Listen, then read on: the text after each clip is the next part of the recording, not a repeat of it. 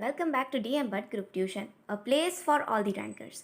तो जैसा कि आप जानते हैं कि हमारे लास्ट लेक्चर में हमने unit number 4 eight the theatre की एक्टिविटी नंबर 1 और उसके साथ साथ एक्टिविटी नंबर 2 को कंप्लीट किया था।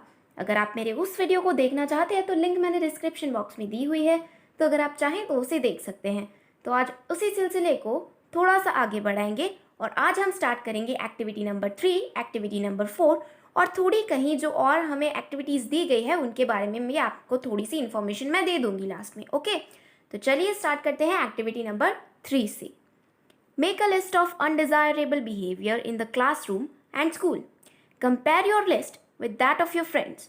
Right the list on a chart paper and display it in the class. यहाँ पे आपको एक छोटी सी एक्टिविटी दी गई है, तो उसका मैं आपको समझा देती हूँ। आप करो ना करो वो आप पे डिपेंड करता है। ओके, तो यहाँ पे बोला गया है कि आप जब स्कूल में होते हो तो आप स्कूल में अपने फ्रेंड्स के साथ एक लिस्ट बना लो जिसमें आपको अनडिज़ायरेबल बिहेवियर यानी कि अनडिज़ायरेबल जो अनएक्सपेक्टेड जो बिहेवियर होता है लोगों का उसके बारे में लिखना है। और आपको उस लिस्ट को फिर एक चार्ट पेपर में लिखना है और उसको आपको पूरी क्लास को डिस्प्ले करना है।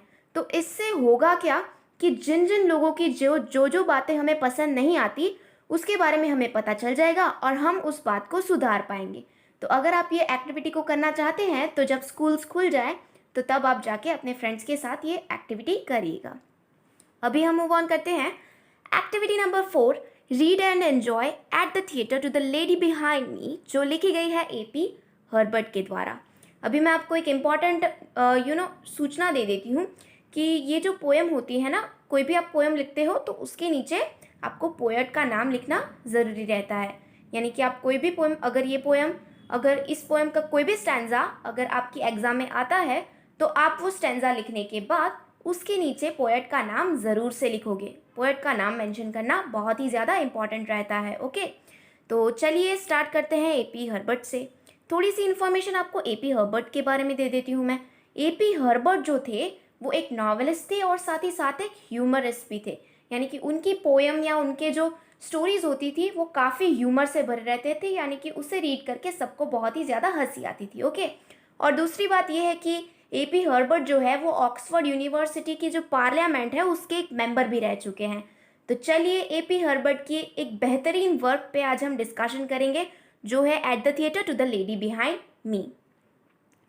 देखिए यहाँ पे आपको एक थिएटर टाइप्स दिख रहा होगा। यहाँ पे काफ़ी सारे लोग बैठे हुए हैं और स्टेज पे एक ड्रामा टाइप्स कुछ चल रहा है। तो चलिए देखते हैं कि यहाँ पे AP हर्बर्ट ने किस बारे में बात की है। Dear madam, you have seen this play, I ever saw it till today. यहाँ पे जो हमारे जो पोएट है AP हर्बर्ट है वो अपने पीछे एक मैडम बैठी है, उनको बोल रहे हैं कि डियर मैडम, आप जो है आपने ये जो प्ले है उसे देख रखा है, पर आई ever saw it till today. और वो जो पोएट बोलता है कि आपने तो ये प्ले देख रखा है बट मैंने ये प्ले कभी नहीं देखा, यानी कि मैं इस प्ले को पहली बार देख रहा हूँ। You know the details of the plot but let me tell you I do not. यहाँ पे जो हमारे पोएट है वो अपनी पीछे जो लेडी बैठी है उन्हें बोल रहे हैं कि आपको ये जो प्लॉट है, आपको ये जो स्टोरी है उसके बारे में डिटेल्स पता है, यानी कि आपको पता है कि कब कौन सा सीन आने वाला है, आपको पता है मर्डरर कौन है, आपको पता है कब कॉमेडी आने वाली है, आपको पता है कब सस्पेंस आने वाला है, but let me tell you I do not. और जो पोएट होते हैं वो अपने पीछे जो लेडी बैठी है उनको ये भी बताते हैं कि आपको तो सब कुछ पता है इस प्ले के बारे में, पर मुझे बताने दीजिए आपको कि मुझे इस प्ले के बारे में कुछ भी नहीं पता, मुझे इस प्ले के बारे में कोई इन्फॉर्मेशन नहीं है। चलिए देखते हैं आगे क्या बोलते हैं हमारे poet. The author seeks to keep from me the murderer's identity, and you are not a friend of his if you keep on shouting who it is। यहाँ पे जो हमारे पोएट है वो बोल रहे हैं कि ये जो प्ले के जो ऑथर है वो क्या चाहते हैं, वो चाहते हैं कि सबसे मर्डरर की जो आइडेंटिटी है वो कहीं ना कहीं छुपी रहे, यानी कि जो प्ले है उसमें सस्पेंस बना रहे। And you are not a friend of his if you keep on shouting who it is. अभी यहाँ पे जो हमारे पोएट है वो बोल रहे हैं कि अगर आप शाउट कर करके, अगर आप चिल्ला चिल्ला के सबको बता दोगी कि मर्डरर कौन है तो आप उसकी कहीं ना कहीं एक फ्रेंड साबित होगी। तो यानी कि आप अगर उसकी फ्रेंड हो तो उसका मतलब ये नहीं है कि आप चिल्ला चिल्ला के सबके सामने वो मर्डरर की जो आइडेंटिटी है उसको रिवील कर दोगे। आप भी कई बार ऐसे प्लेस देखने गए होंगे, प्लेस तो नहीं बोल सकते पर आपने शायद शेरलॉक होम्स देखा होगा, फिर आपने शायद ब्योमकेश बख्शी देखा होगा, फिर आपने शायद दृश्यम मूवी देखी होगी। तो उन सारी स्टोरीज़ में क्या होता है कि सस्पेंस लास्ट तक बना रहता है और फिर हमें लास्ट में ही पता चलता है कि एक्चुअल में मर्डरर कौन था।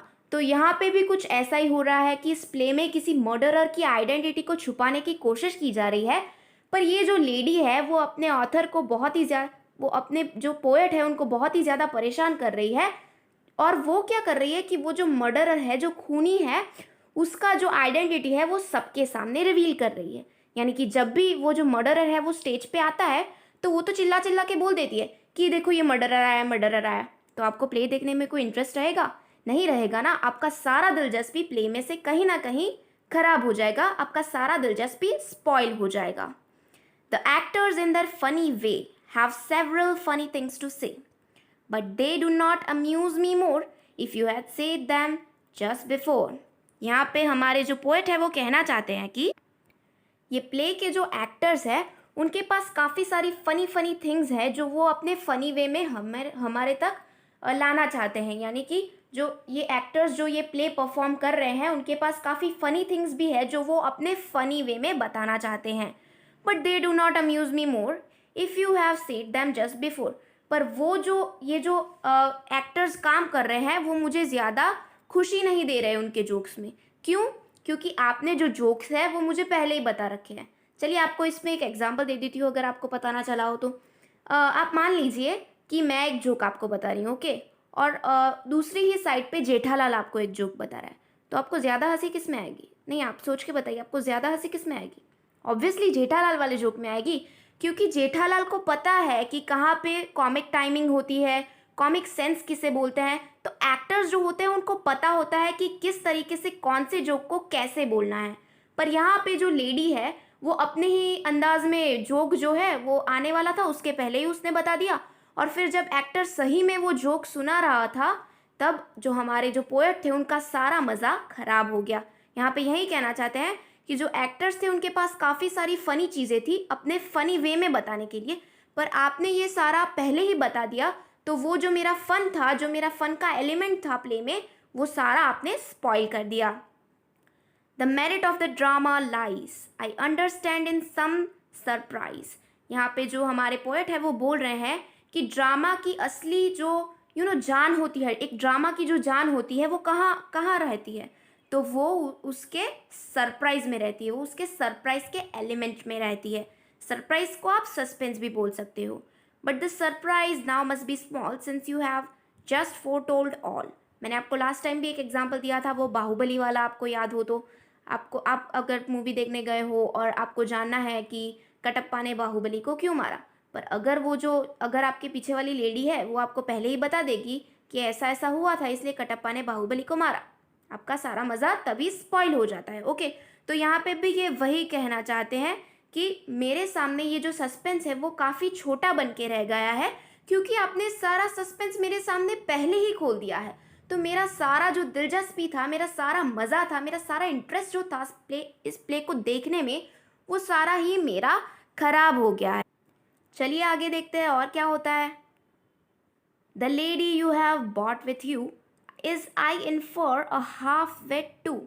यहाँ पे जो हमारे पोएट है वो बोलते हैं कि आप जिस लेडी को अपने साथ लाई हैं ना, मुझे लगता है वो आधी पागल है। Is half wait too but can understand the piece without assistance from your gneiss.